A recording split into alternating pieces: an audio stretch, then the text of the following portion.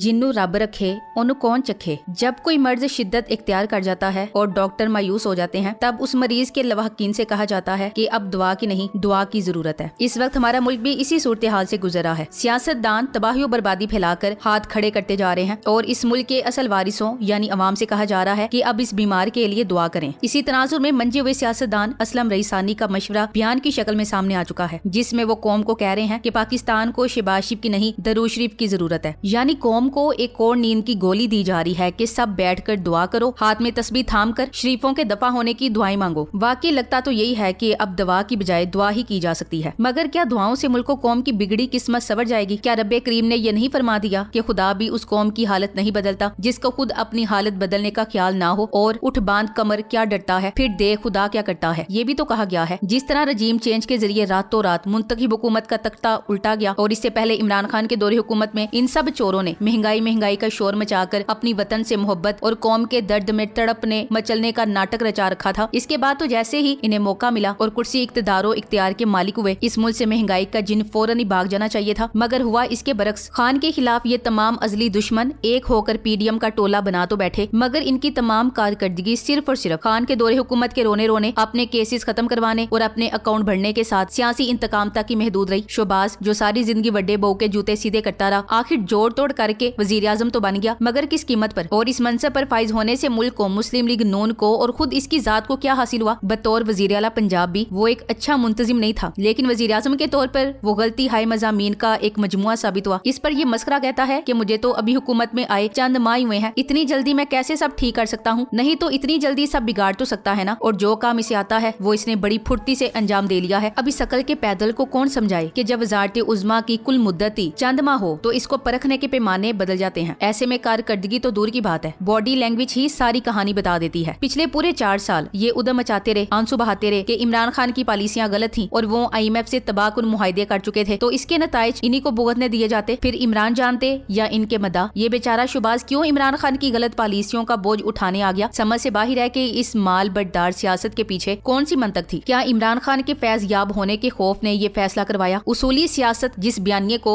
रजस बनाकर फिरती रही, क्या वो महज बयानिया ही था? मुस्लिम लीग नून ने अगर इक्तदार संभाली था तो लाजिम था कि कुछ बेहतरी करके दिखाती। अगर बेहतरी लाना मुमकिन नहीं था तो इक्तदार में आने की इतनी बेताबी क्यों थी? क्या पीडीएम सिर्फ इमरान के IMF से किए गए तबाहकुन मुआहदे पर अमल दरामद करने के लिए हुकूमत में आई है? क्या ये मलामती सियासत सिर्फ इसलिए की गई कि IMF से किए गए गलत मुआहदों पर अमल करके इमरान खान अपनी शोहरत और मकबूलियत खराब न कर बैठे, इसलिए ये काम इनकी जगह हम आकर कर देते हैं? कायद हिज़्बे इख्तिलाफ था तो इस मस्करे को अरकान पार्लिमान राहदारियों में वफाकी वजीर बराए ओपोजिशन के नाम से याद करते थे, मगर ये इज्जत इसे रास न आई और ये अवाम का हमदर्द इक्तदार की कुर्सी पर बैठने की कुर्बानी दे बैठा। इस कुर्बानी के बाद क्या इस शुबाज को लवर्स क्लब का चेयरमैन कहकर पुकारा जाए? इस मासूम ने अपनी दरीना हसरतों को पूरा करने और अपने नाम के आगे वजीर आजम पाकिस्तान लगवाने की खातिर इक्तदार ले ही लिया था और मालूम था कि तल्ख और मुश्किल फैसले करने हैं, तो एक माह क्यों जाया किया? गोमगो की कैफियत में रहना और मुल्क में बर वक्त फैसलों की बजाय ये हर मसला उठा कर बड़े चोर भगोड़े बड़े बहू के पास लंदन टुटता रहा। ये मुशावरत अगर जरूरी थी तो इक्तदार संभालने से पहले होनी चाहिए थी। 2 गरांदा परोना भुखा रहंदा है। इक्तदार की नियाम 2 तलवारों की मुतहम्मिल हो सकती है ना। इक्तदार इस गैर यकीनी कैफियत का नाम है जिसमें फैसला साजी की कुव्वत बर्फाब हो जाए, और यही सब इस शोबाज के साथ भी हुआ। और ये मजे से कहता रहा, हम तो डूबेंगे सनम मगर तुमको भी ले डूबेंगे। इक्तदार मिलते ही सबसे पहली बोंगी इसने ये मारी कि कौम से बतौर वजीर आजम पहला खिताब फरमाने आया तो रात के 11 बज चुके थे। आधी रात को ये खिताब नहीं था, ये ऐलान था कि ताखीर हो गई थी, तो ये बेरूज सी रस्म अगले रोज किसी माकूल वक्त पर भी अदा की जा सकती थी। ऐसी क्या क़यामत आ गई थी कि आधा मुल्क सो रहा था और जनाब वजीर आजम खिताब फरमा रहे थे?